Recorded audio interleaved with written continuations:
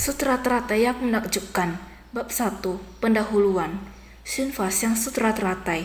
Episode 116. Maknanya mendalam dan menjangkau jauh.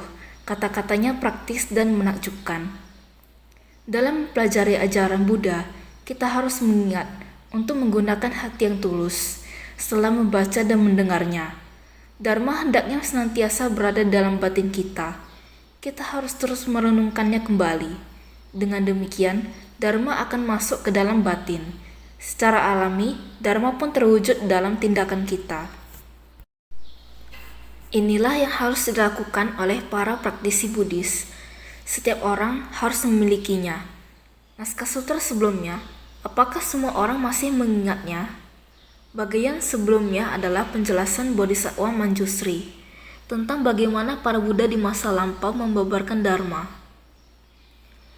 Membabarkan Dharma benar, baik di awal, baik di tengah, dan baik di akhir.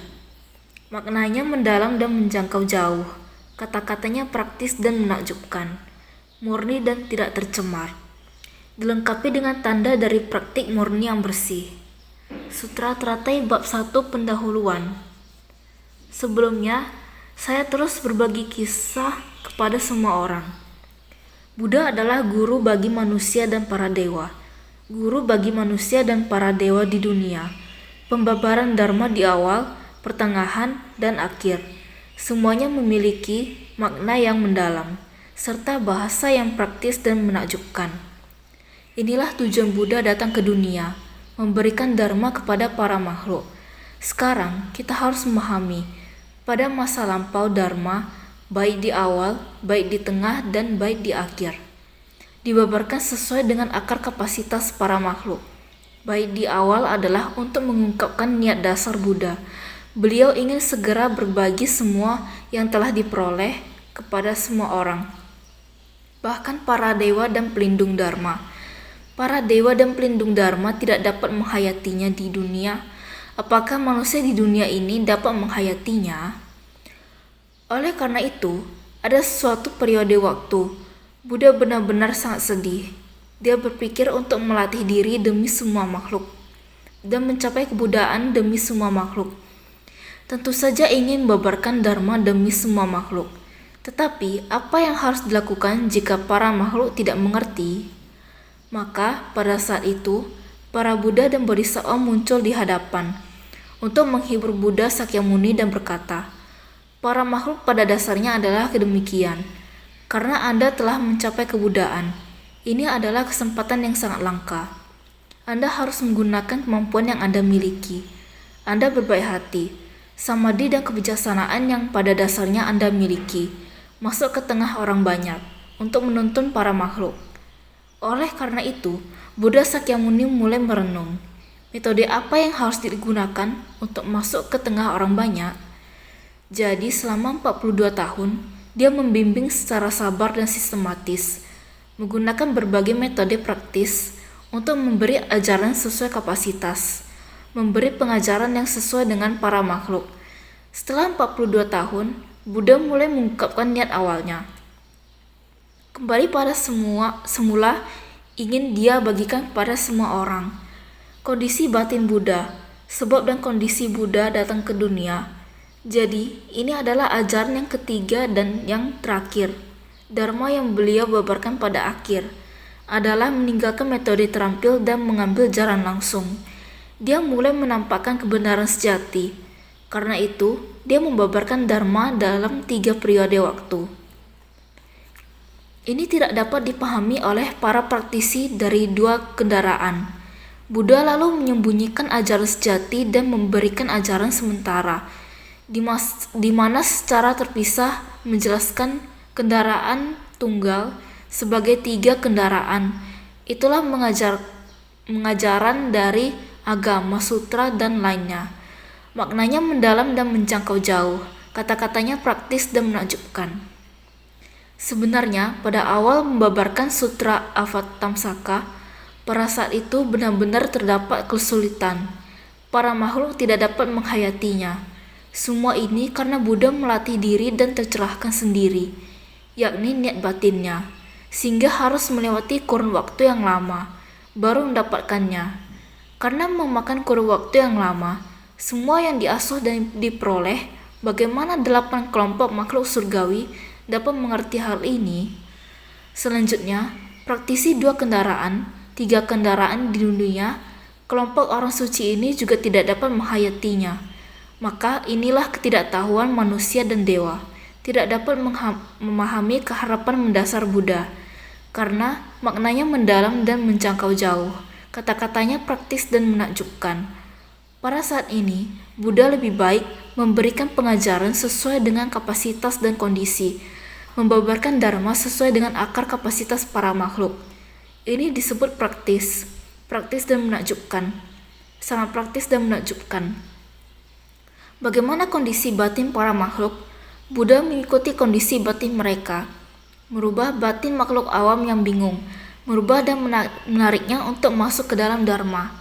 Maka harus menggunakan metode yang bacik dan praktis, sehingga ini disebut memberikan pengajaran sesuai dengan kapasitas dan kondisi.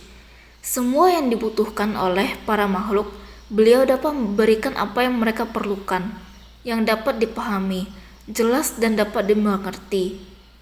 Memberikan pengajaran sesuai dengan kapasitas dan kondisi orang lain, dinamakan praktis. Meminjam ajaran sementara untuk menunjukkan ajaran sejati, dinamakan menakjubkan. Kesungguhan untuk mengungkapkan harapan mendasarnya. Beliau ingin menyesuaikan diri dengan tabiat para makhluk yang rumit, yang juga memiliki banyak kerisauan batin.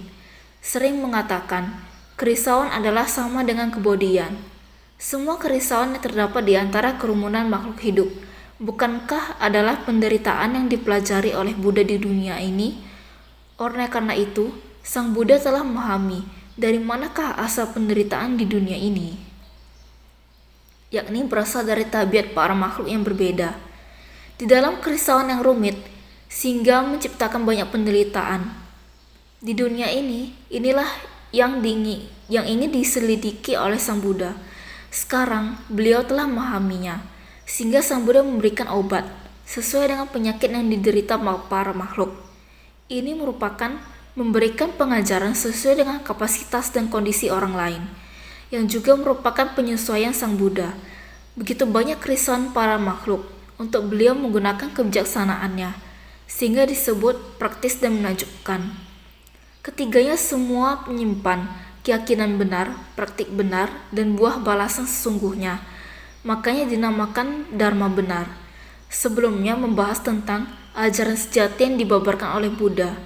Harus ingat bahwa semua ajaran sejati yang dibabarkan oleh Buddha tidak terlepas dari baik di awal, baik di tengah, dan baik di akhir.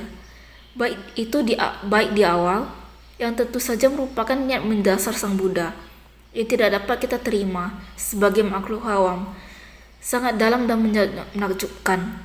Maka dengan belas asihnya Sang Buddha yang tidak meninggalkan para makhluk, Buddha merancang berbagai ajaran dengan metode terampil. Itu disebut sebagai baik di tengah. Sama halnya dengan keyakinan benar. Harus membangkitkan keyakinan benar para makhluk. Para makhluk terus berada dalam kebingungan. Pada era Sang Buddha, terdapat banyak ajaran untuk mencapai tahap akhir. Sang Buddha membangkitkan keyakinan benar di dalam setiap orang, sehingga beliau baru mulai membina diri. Segera ingin berbagi kisah tentang buah dari membina diri kepada semua orang. Tentu saja agar semua orang memiliki keyakinan benar. Setelah memiliki keyakinan benar, juga harus memiliki praktik benar. Jika kita memiliki keyakinan benar, praktik benar, barulah dapat memperoleh buah balasan sesungguhnya. Hasil yang sesungguhnya, yakni kembali kepada sifat yang setara dengan Buddha. Sifat dasar yang murni, inilah hasil akhir kita dari membina diri. Namun jika pembinaan diri tanpa keyakinan benar, tanpa praktik yang benar, untuk memperoleh buah balasan sungguhnya, maka akan sangat sulit. Kita akan terus berputar di 6 alam kehidupan, kembali datang dan pergi dalam kondisi yang sama. Untuk memulai dari awal, harus memiliki keyakinan benar, praktik benar, buah balasan yang sesungguhnya. Sang Buddha datang ke dunia bukan untuk tujuan lain, hanya untuk menuntun para makhluk, serta membabarkan ajaran sejati, membimbing para makhluk, untuk memiliki praktik benar dan peroleh buah balasan sesungguhnya. Sehingga semua ajaran yang telah dibabarkan, baik yang dibabarkan pertama, menengah, dan akhir, ajarannya tidak terlepas dari ajaran sejati, sehingga makna dari doktrin ajaran adalah tiada tara. Baik yang telah dibabarkan pada 42 tahun yang lalu, semua ajaran metode terampil yang dibabarkan juga telah melewati perenungan, telah mencukupi kebutuhan, sesuai dengan akar kapasitas para makhluk. Juga sama, dapat digunakan untuk menuntun orang lain untuk memiliki keyakinan yang benar.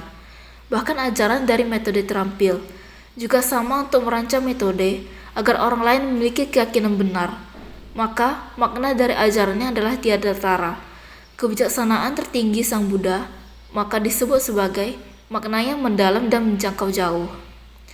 Makna dari doktrin ajarannya adalah tiada tara, makanya disebut maknanya mendalam dan menjangkau jauh. Membabarkan dharma sesuai dengan kapasitas dari para makhluk dan memungkinkan mereka untuk memperoleh manfaat, makanya dinamakan kata-katanya praktis dan menakjubkan. Semua ajaran yang telah dibabarkan, maknanya mendalam dan menjangkau jauh. Semuanya merupakan ajaran sejati yang mengikuti akar kapasitas para makhluk, yang tidak terlepas dari ajaran sejati. Maka, semua ajaran yang telah dibabarkan, meskipun mengikuti akar kapasitas para makhluk, namun juga memberikan manfaat kepada para makhluk. Semua manfaat yang dibabarkan, yakni memperoleh ajaran sejati, memasuki praktik benar, memperoleh buah yang sesungguhnya. Inilah yang ingin diberikan oleh Sang Buddha kepada para makhluk. Tujuan yang paling benar, sehingga disebut sebagai kata-katanya praktis dan menakjubkan. Semua perkataan yang dibabarkan membuat para makhluk tidak memiliki arah tujuan yang menyimpang, sungguh praktis dan menakjubkan.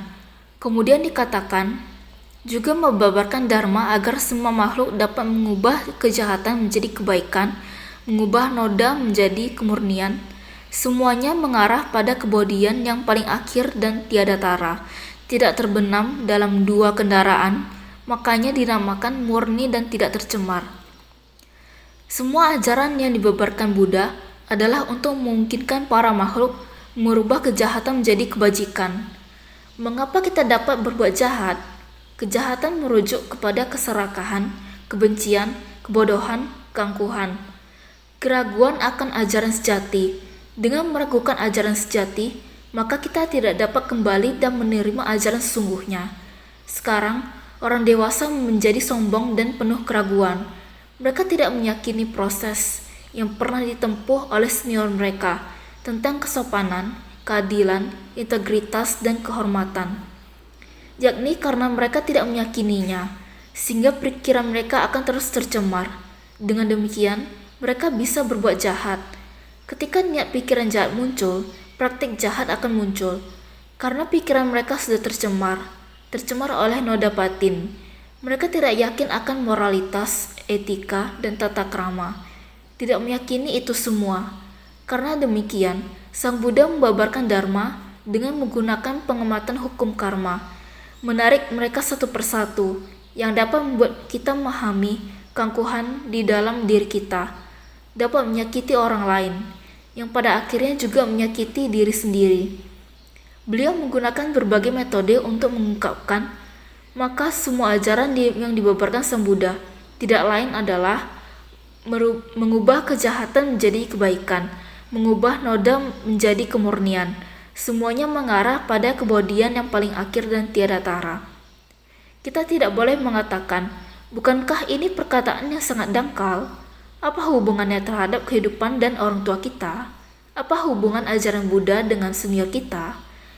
Memang punya keterikatan yang sangat besar dengan ajaran Buddha. Ajaran Buddha tidak terlepas dari ajaran duniawi. Ajaran Buddha sepenuhnya untuk mengatur.